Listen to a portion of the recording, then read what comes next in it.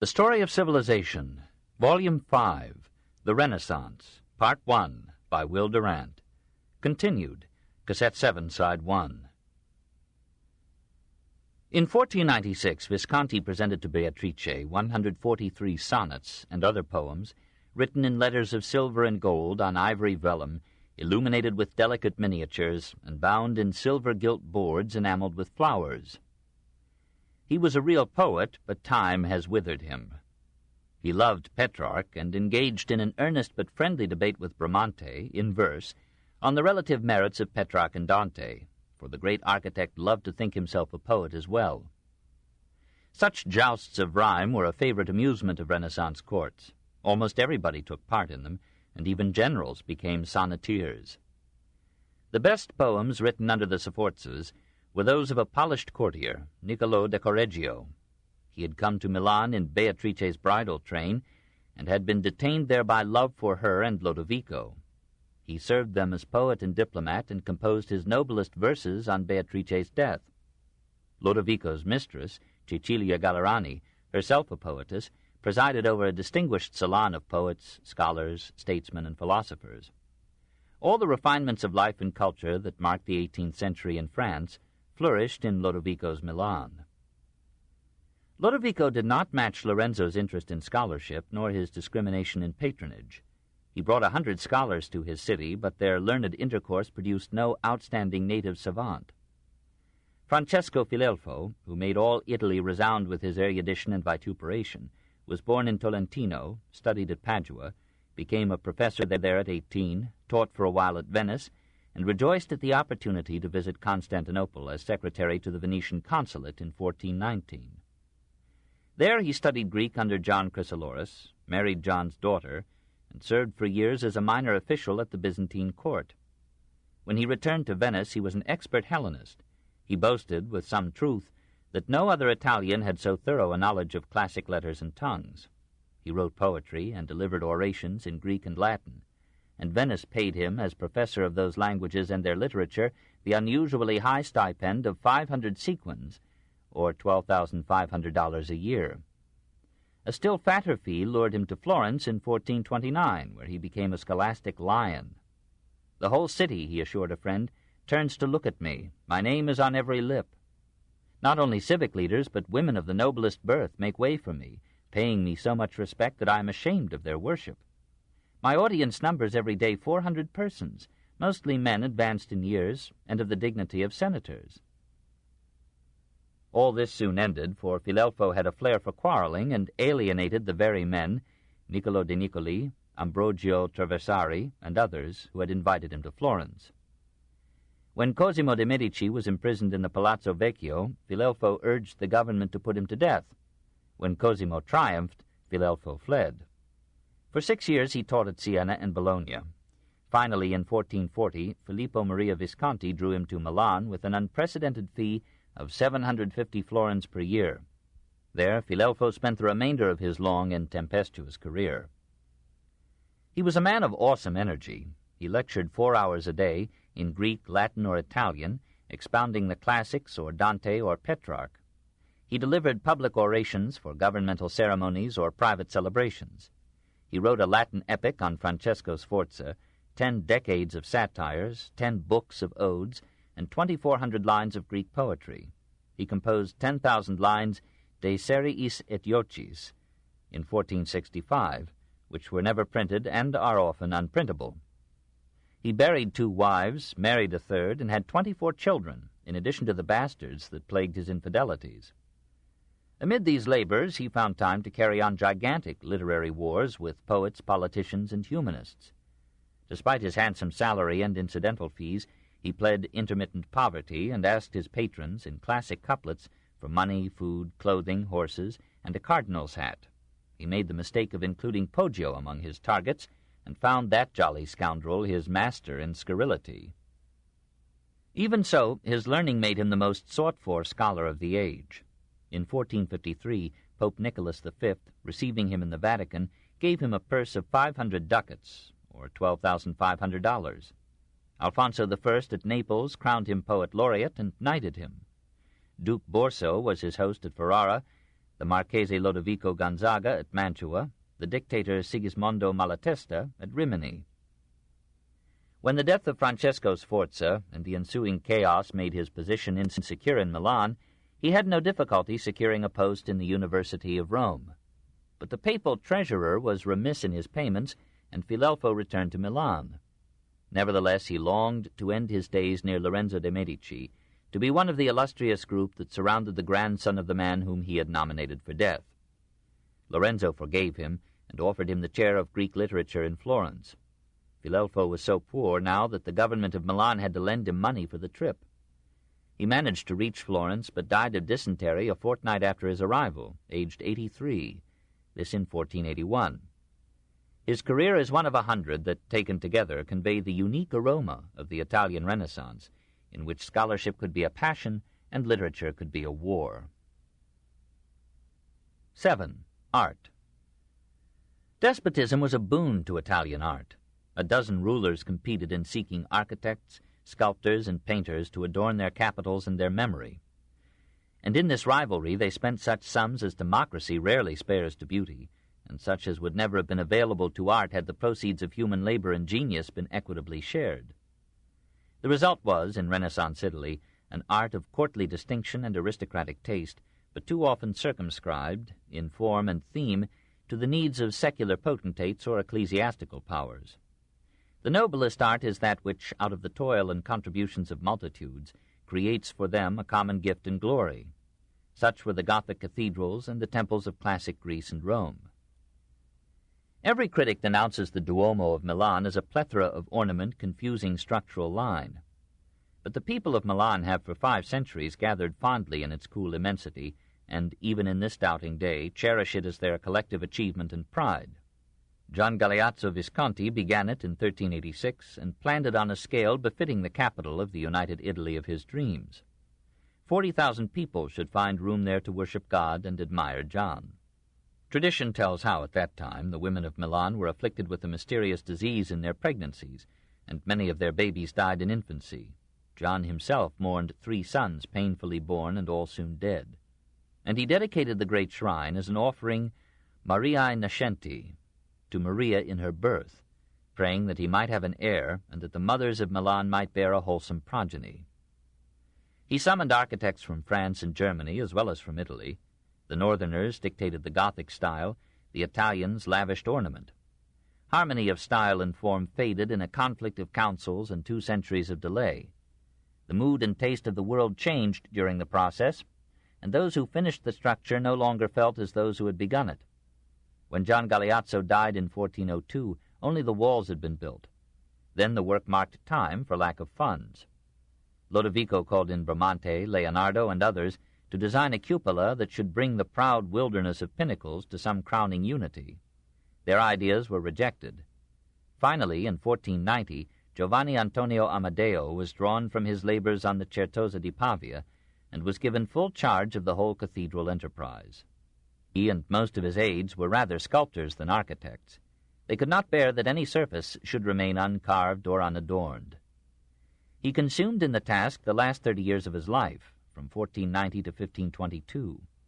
Even so, the cupola was not finished till 1759, and the facade, begun in 1616, was not completed till Napoleon made that consummation an imperial command in 1809. In Lodovico's day it was the 2nd largest church in the world, covering 120,000 square feet. Today it yields the specious honor of size to St. Peter's and the Cathedral of Seville. But it is still proud of its length and breadth, 486 by 289 feet, its height of 354 feet from the ground to the head of the Virgin on the spire of the cupola, the 135 pinnacles that splinter its glory, and the 2,300 statues that people its pinnacles, pillars, walls, and roof.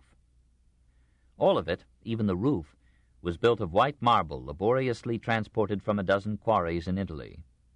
The facade is too low for its width, and yet hides the exquisite cupola. One must be poised in midair to see this maze of praying stalagmites rising from the earth. Or one must travel again and again around the great dolmen, amid a shower of buttresses, to feel the extravagant majesty of the mass.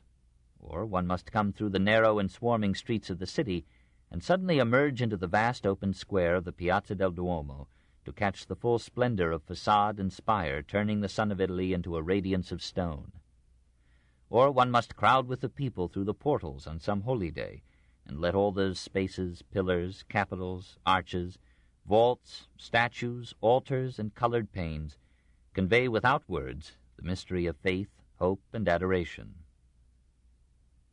As the cathedral is the monument of Gian Galeazzo Visconti, and the Certosa of Pavia is the shrine of Lodovico and Beatrice, so the Ospedale Maggiore, or Great Hospital, is the simple and stately memorial of Francesco Sforza. To design it in a manner worthy of the ducal dominion and of so great and illustrious a city, Sforza brought in from Florence in 1456 Antonio Averulino, known as Filarete, who chose for it a stately form of Lombard Romanesque. Bramante, the probable architect of the inner court, or cortile, faced this with a double tier of round arches, each tier surmounted by an elegant cornice. The great hospital remained one of Milan's chief glories till the Second World War left most of it in ruins. In the judgment of Lodovico and his court, the supreme artist in Milan was not Leonardo, but Bramante, for Leonardo revealed only a part of himself to his time. Born at Casteldurante near Urbino, Donato d'Agnolo began his career as a painter and received the nickname Bramante as meaning one consumed with insatiable desires. He went to Mantua to study with Mantegna. He learned enough to paint some mediocre frescoes and a splendid portrait of the mathematician Luca Pacioli. Perhaps in Mantua he met Leon Battista Alberti, who was designing the church of Sant'Andrea. In any case, repeated experiments in perspective led Bramante from painting to architecture. In 1474 he was in Milan, studying the cathedral with the intensity of a man resolved to do great things. About 1476 he was given a chance to show his mettle by designing the church of Santa Maria around the little church of San Satiro. In this modest masterpiece he revealed his peculiar architectural style. Semicircular apses and sacristies, octagonal cupolas, and circular domes, all crowned with elegant cornices, and all crowded one upon another in an engaging ensemble. Lacking space for an apse, Bramante, frolicking with perspective, painted the wall behind the altar with a pictured apse, whose converging lines gave the full illusion of spatial depth. To the church of Santa Maria delle Grazie he added an apse, a cupola, and the handsome cloister porticos that were another casualty of the Second World War. After Lodovico fell, Bramante went south, ready to tear down and rebuild Rome. The sculptors at Lodovico's court were not such giants as Donatello and Michelangelo, but they carved for the Certosa, the cathedral, and the palaces 100 figures with fascinating grace. Cristoforo Solari, the hunchback, Il Gobbo, will be remembered as long as his tomb of Lodovico and Beatrice survives. John Cristoforo Romano won all hearts by his gentle manner and beautiful singing. He was a major sculptor at the Certosa, but after Beatrice died he yielded to a year of urging and went to Mantua. There he carved for Isabella the pretty doorway of her Paradiso study, and cut her likeness in one of the finest medallions of the Renaissance.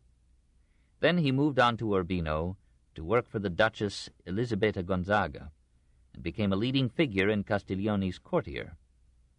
The greatest medallion carver of Milan was Cristoforo Foppa, nicknamed Caradossa, who cut the gleaming gems that Beatrice wore and earned the envy of Cellini. There were good painters in Milan a generation before Leonardo came. Vincenzo Foppa, born at Brescia and formed in Padua, worked chiefly in Milan. His frescoes in Sant'Eustorgio were renowned in their day, and his martyrdom of St. Sebastian still adorns a Castello wall. His follower Ambrogio Borgognone has left us a more pleasing legacy. Madonnas in the Brera and Ambrosiana galleries at Milan, in Turin and Berlin, all in the pure tradition of warm piety, a delectable portrait of Gian Galeazzo Sforza as a child in the Wallace collection in London, and in the Church of the Incoronata at Lodi, an Annunciation which is one of the most successful renderings of that difficult theme. Ambrogio de Predis was a court painter to Lodovico when Leonardo arrived. He seems to have had a brush in Leonardo's Virgin of the Rocks. He may have painted the captivating angel musicians in the London National Gallery. but his finest relics are two portraits now in the Ambrosiana, one of a very serious young man, identity unknown, the other of a young woman, now generally identified with Lodovico's natural daughter Bianca. Rarely has an artist caught the conflicting charms of a girl innocently demure and yet proudly conscious of her simple beauty. The cities subject to Milan suffered from the luring of their talent to the capital, but several of them managed to earn a place in the history of art. Como was not satisfied to be merely a Milanese gate to the lake that gave it fame. It was proud, too, of its Torre del Comune, its Broletto, above all of its majestic marble cathedral. The superb Gothic facade rose under the Sforza rule from 1457 to 1487. Bramante designed a pretty doorway on the south side, and on the east, Cristoforo Solari built a charming apse in Bramantian style. More interesting than these features is a pair of statues adjoining the main portal. On the left, Pliny the Elder, on the right, Pliny the Younger, ancient citizens of Como, civilized pagans finding a place on a Christian cathedral facade in the tolerant days of Lodovico the Moor. The jewel of Bergamo was the Cappella Colleoni. The Venetian condottiere, born here, desired a chapel to receive his bones, and a sculptured cenotaph to commemorate his victories. Giovanni Antonio Amadeo designed the chapel and the tomb with splendor and taste. And Sixtus Siri of Nuremberg surmounted the sepulchre with an equestrian statue in wood, which would have won a wider fame had not Verrocchio cast the great captain in prouder bronze. Bergamo was too near to Milan to keep its painters home, but one of them, Andrea Prevatali, after studying with Giovanni Bellini in Venice, returned to Bergamo in 1513 to bequeath to it some paintings of exemplary piety and modest excellence. Brescia, subject at times to Venice, at times to Milan, held a balance between the two influences and developed its own school of art. After disseminating his talent among half a dozen cities, Vincenzo Foppa returned to spend his declining years in his native Brescia. His pupil, Vincenzo Civerchio, shared with Floriano Ferramolo the honor of forming the Brescian school. Girolamo Romani, called Romanino, studied with Ferramolo, later in Padua and Venice. Then, making Brescia his center, he painted there, and in other towns of northern Italy, a long series of frescoes, altarpieces, and portraits, excellent in color, less laudable in line. Let us name only the Madonna and Child, in a magnificent frame by Stefano Lamberti in the church of San Francesco. His pupil, Alessandro Bonvicino, known as Moretto da Brescia, brought this dynasty to its zenith by blending the sensuous glory of the Venetians with the warm religious sentiment that marked Brescian painting to its end. In the church of Saints Nazaro e Celso, where Titian placed an Annunciation, Moretto painted an equally beautiful Coronation of the Virgin, whose archangel rivals in delicacy of form and feature the most graceful figures of Correggio. Like Titian, he could paint, when he wished, an appetizing Venus, and his Salome, instead of revealing a murderess by proxy, shows us one of the sweetest, gentlest faces in the whole gamut of Renaissance art. Cremona gathered her life around her 12th-century cathedral and its adjoining Torozza, a campanile almost challenging Giotto's and the Giralda. Within the Duomo, Giovanni de Sacchi, named Il Pordenone from his native town, painted his masterpiece, Jesus Carrying His Cross.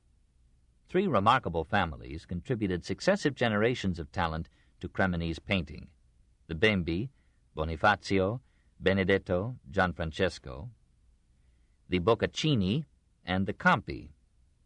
Boccaccio Boccaccini, after studying in Venice and burning his fingers in a competition with Michelangelo in Rome, returned to Cremona and won acclaim by his frescoes of the Virgin in the cathedral. And his son Camillo continued his excellence. In like manner, the work of Galeazzo Campi was carried on by his sons Giulio and Antonio, and by Giulio's pupil Bernardino Campi. Galeazzo designed the church of Santa Margherita in Cremona, and then painted in it a magnificent presentation in the temple. So the arts in Renaissance Italy tended to mate in one mind, and flowered under geniuses of such versatility as not even Periclean Greece had known. Chapter 7. Leonardo da Vinci, 1452 to 1519. 1. Development, 1452 to 1482.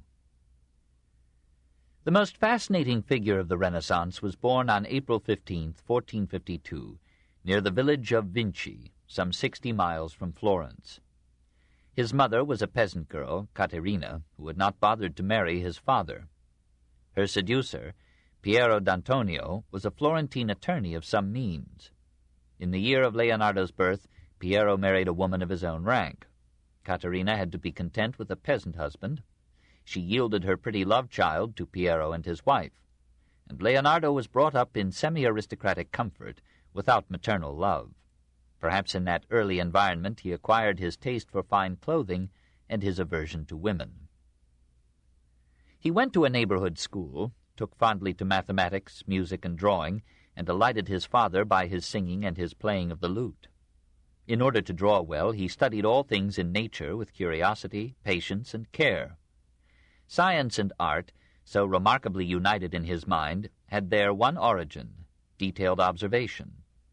When he was turning 15, his father took him to Verrocchio's studio in Florence and persuaded that versatile artist to accept him as an apprentice. All the educated world knows Vasari's story of how Leonardo painted the angel at the left in Verrocchio's Baptism of Christ, and how the master was so overwhelmed by the beauty of the figure that he gave up painting and devoted himself to sculpture. Probably this abdication is a post-mortem legend. Verrocchio made several pictures after the baptism. Perhaps in these apprentice days, Leonardo painted the Annunciation in the Louvre, with its awkward angel and its startled maid. He could hardly have learned grace from Verrocchio. Meanwhile, Ser Piero prospered, bought several properties, moved his family to Florence in 1469, and married 4 wives in turn. The second was only 10 years older than Leonardo. When the third presented Piero with a child, Leonardo eased the congestion by going to live with Verrocchio. In that year, 1472, he was admitted to membership in the Company of St. Luke. This guild, composed chiefly of apothecaries, physicians, and artists, had its headquarters in the hospital of Santa Maria Nuova. Presumably, Leonardo found there some opportunities to study internal as well as external anatomy. Perhaps in those years he, or was it he, painted the gaunt anatomical St. Jerome ascribed to him in the Vatican Gallery, and it was probably he who, toward 1474, painted the colorful and immature Annunciation of the Uffizi. A week before his 24th birthday, Leonardo and 3 other youths were summoned before a committee of the Florentine Signory to answer a charge of having had homosexual relations. The result of this summons is unknown. On June 7, 1476, the accusation was repeated. The committee imprisoned Leonardo briefly, released him, and dismissed the charge as unproved. Unquestionably, he was a homosexual. As soon as he could afford to have his own studio, he gathered handsome young men about him. He took some of them with him on his migrations from city to city. He referred to one or another of them in his manuscripts as amantissimo or carissimo, most beloved, dearest. What his intimate relations with these youths were, we do not know. Some passages in his notes suggest a distaste for sexual congress in any form. Leonardo might reasonably doubt why he and a few others had been singled out for public accusation when homosexuality was so widespread in the Italy of the time. He never forgave Florence for the indignity of his arrest. Apparently he took the matter more seriously than the city did. A year after the accusation, he was invited and agreed to accept a studio in the Medici Gardens. And in 1478 the Signory itself asked him to paint an altarpiece for the chapel of St. Bernard in the Palazzo Vecchio. For some reason he did not carry out the assignment. Ghirlandaio took it over. Filippino Lippi completed it. Nevertheless, the Signory soon gave him and Botticelli another commission, to paint, we cannot say to the life, full-length portraits of 2 men hanged for the conspiracy of the Pazzi against Lorenzo and Giuliano de' Medici. Leonardo, with his half-morbid interest in human deformity and suffering, may have felt some fascination in the gruesome task. But indeed he was interested in everything. All postures and actions of the human body, all expressions of the face in young and old, all the organs and movements of animals and plants, from the waving of wheat in the field to the flight of birds in the air, all the cyclical erosion and elevation of mountains, all the currents and eddies of water and wind, the moods of the weather, the shades of the atmosphere, and the inexhaustible kaleidoscope of the sky. All these seemed endlessly wonderful to him. Repetition never dulled for him their marvel and mystery. He filled thousands of pages with observations concerning them and drawings of their myriad forms. When the monks of San Scopeto asked him to paint a picture for their chapel in 1481, he made so many sketches for so many features and forms of it that he lost himself in the details and never finished the Adoration of the Magi. Nevertheless, it is one of his greatest paintings. The plan from which he developed it was drawn on a strictly geometrical pattern of perspective, with the whole space divided into diminishing squares. The mathematician in Leonardo always competed, often cooperated, with the artist. But the artist was already developed. The Virgin had the pose and features that she would keep in Leonardo's work to the end. The Magi were drawn with a remarkable understanding, for a youth, of character and expression in old men. And the philosopher at the left was literally a brown study of half-skeptical meditation, as if the painter had so soon come to view the Christian story with a spirit unwillingly incredulous and still devout. And around these figures 100 others gathered, as if every kind of man and woman had hurried to this crib seeking hungrily the meaning of life and some light of the world, and finding the answer in a stream of births. The unfinished masterpiece, almost erased by time, hangs in the Uffizi at Florence, but it was Filippino Lippi who executed the painting accepted by the Scopetini Brotherhood. To begin, to conceive too richly, to lose himself in experimenting with details, to see beyond his subject a boundless perspective of human, animal, plant, and architectural forms, of rocks and mountains, streams and clouds and trees, in a mystic chiaroscuro light, to be absorbed in the philosophy of the picture rather than in its technical accomplishment, to leave to others the lesser task of coloring the figures so drawn and placed for revealing significance, to turn in despair after long labor of mind and body from the imperfection with which the hand and the materials had embodied the dream. This was to be Leonardo's character and fate, with a few exceptions, to the end. 2. In Milan, 1482 to 1499. There was nothing hesitant, no sense yet of the merciless brevity of time, only youth's limitless ambitions fed by burgeoning powers, in the letter that Leonardo, now 30, sent in 1482 to Lodovico, regent of Milan. He had had enough of Florence. The desire to see new places and faces mounted in his blood. He had heard that Lodovico wanted a military engineer, an architect, a sculptor, a painter. Well, he would offer himself as all these in one. And so he wrote his famous letter. Most illustrious Lord, having now sufficiently seen and considered the proofs of all those who count themselves masters and inventors of instruments of war, and finding that their invention and use of the said instruments does not differ in any respect from those in common practice, I am emboldened without prejudice to anyone else to put myself in communication with your Excellency, in order to acquaint you with my secrets, thereafter offering myself at your pleasure effectually to demonstrate at any convenient time all those matters which are in part briefly recorded below. 1. I have plans for bridges, very light and strong and suitable for carrying very easily. 2. When a place is besieged, I know how to cut off water from the trenches, and how to construct an infinite number of scaling ladders and other instruments. 4.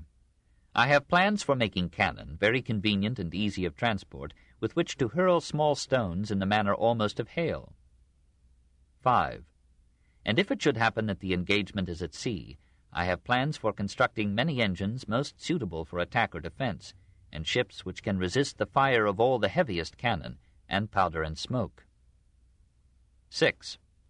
Also I have ways of arriving at a certain fixed spot by caverns and secret winding passages, made without any noise, even though it may be necessary to pass underneath trenches or a river. 7. Also I can make covered cars, safe and unassailable, which will enter the serried ranks of the enemy with artillery, and there is no company of men-at-arms so great as not to be broken by it.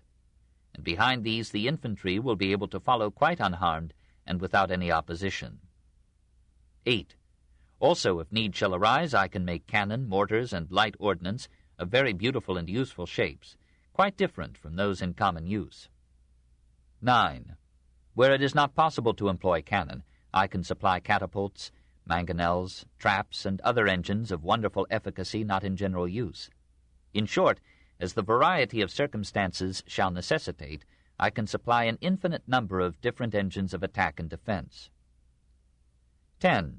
In time of peace, I believe that I can give you as complete satisfaction as anyone else in architecture, in the construction of buildings both public and private, and in conducting water from one place to another. Also, I can execute sculpture in bronze, marble, or clay, and also painting, in which my work will stand comparison with that of anyone else, whoever he may be. Moreover, I would undertake the work of the bronze horse, which shall endue with immortal glory and eternal honor the auspicious memory of the prince your father, and of the illustrious house of Sforza. And if any of the aforesaid things should seem impossible or impracticable to anyone, I offer myself as ready to make trial of them in your park or in whatever place shall please your excellency, to whom I commend myself with all possible humility. We do not know how Lodovico replied, but we know that Leonardo reached Milan in 1482 or 1483, and soon made his way into the heart of the Moor. One story has it that Lorenzo, as a diplomatic bonbon, had sent him to Lodovico to deliver a handsome lute. Another that he won a musical contest there, and was retained not for any of the powers that he had claimed with all possible humility, but for the music of his voice, the charm of his conversation, the soft, sweet tone of the lyre that his own hands had fashioned in the form of a horse's head. Lodovico seems to have accepted him not at his own valuation, but as a brilliant youth who, even though he might be less of an architect than Bramante and too inexperienced to be entrusted with military engineering, might plan court masques and city pageants, decorate dresses for wife or mistress or princess, paint murals and portraits, and perhaps construct canals to improve the irrigation of the Lombard plain. It offends us to learn that the myriad-minded man had to spend irrecoverable time making curious girdles for Lodovico's pretty bride, Beatrice d'Este, conceiving costumes for jousts and festivals, organizing pageants, or decorating stables. But a Renaissance artist was expected to do all these things between Madonnas. Bramante, too, shared in this courtlery. And who knows but the woman in Leonardo delighted in designing dresses and jewelry, and the accomplished equestrian in him enjoyed painting swift horses on stable walls.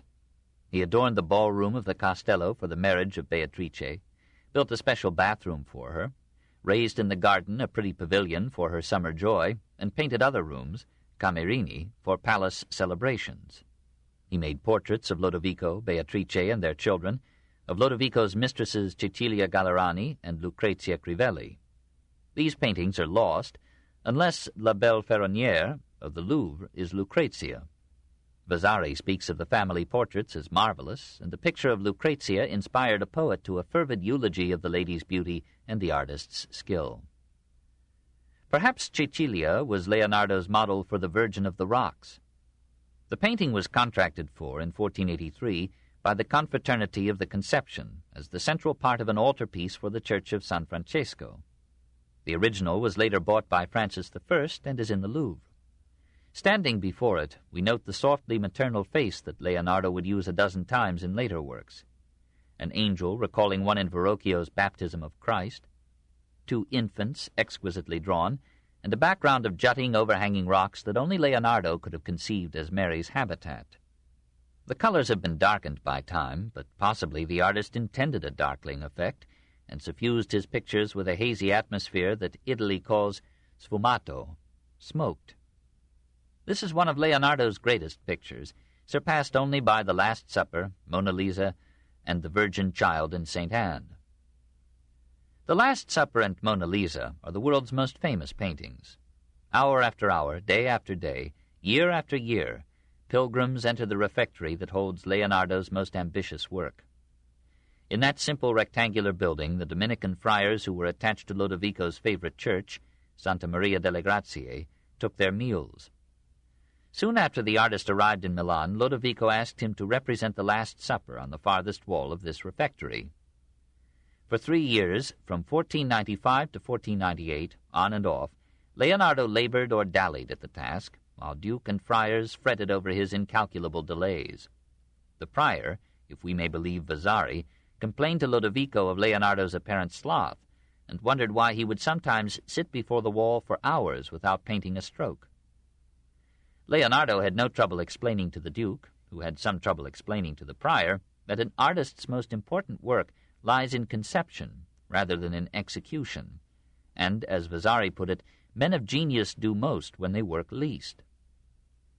There were in this case, said Leonardo to Lodovico, two special difficulties: to conceive features worthy of the Son of God, and to picture a man as heartless as Judas. Perhaps, he slyly suggested, he might use the too frequently seen face of the prior as a model for Iscariot. Leonardo hunted throughout Milan for heads and faces that might serve him in representing the apostles. From 100 such quarries, he chose the features that were melted in the mintage of his art into those astonishingly individualized heads that make the wonder of the dying masterpiece. Sometimes he would rush from the streets or his studio to the refectory, add a stroke or two to the picture, and depart. The subject was superb, but from a painter's point of view it was pitted with hazards. It had to confine itself to male figures and a modest table in a simple room. There could be only the dimmest landscape or vista. No grace of women might serve as foil to the strength of the men. No vivid action could be brought in to set the figures into motion and convey the sense of life. Leonardo let in a glimpse of landscape through the 3 windows behind Christ. As a substitute for action, he portrayed the gathering at the tense moment Christ has prophesied that one of the apostles will betray him, and each is asking, in fear or horror or amazement, "Is it I?" The institution of the Eucharist might have been chosen, but that would have frozen all 13 faces into an immobile and stereotyped solemnity. Here, on the contrary, there is more than violent physical action. There is a searching and revelation of spirit. Never again, so profoundly, has an artist revealed in one picture so many souls. For the apostles, Leonardo made numberless preliminary sketches. Some of these, for James the Greater, Philip, Judas, are drawings of such finesse and power as only Rembrandt and Michelangelo have matched. When he tried to conceive the features of Christ, Leonardo found that the apostles had exhausted his inspiration. According to Lamazzo, writing in 1557, Leonardo's old friend Zenale advised him to leave the face of Christ unfinished, saying, "Of a truth it would be impossible to imagine faces lovelier or gentler than those of James the Greater or James the Less. Accept your misfortune, then, and leave your Christ incomplete. For otherwise, when compared with the apostles, he would not be their Savior or their Master." Leonardo took the advice. He or a pupil made a famous sketch, now in the Brera Gallery, for the head of Christ, but it pictured an effeminate sadness and resignation, rather than the heroic resolve that calmly entered Gethsemane. Perhaps Leonardo lacked the reverent piety that, had it been added to his sensitivity, his depth, and his skill, might have brought the picture nearer to perfection. Because he was a thinker as well as an artist, Leonardo shunned fresco painting as an enemy to thought. Such painting on wet and freshly laid plaster had to be done rapidly before the plaster dried. Leonardo preferred to paint on a dry wall with tempera, colors mixed in a gelatinous substance, for this method allowed him to ponder and experiment. But these colors did not adhere firmly to the surface, and even in Leonardo's lifetime, what with the usual dampness of the refectory and its occasional flooding in heavy rains, the paint began to flake and fall. When Vasari saw the picture in 1536, it was already blurred. When Lamazzo saw it 60 years after its completion, it was already ruined beyond repair.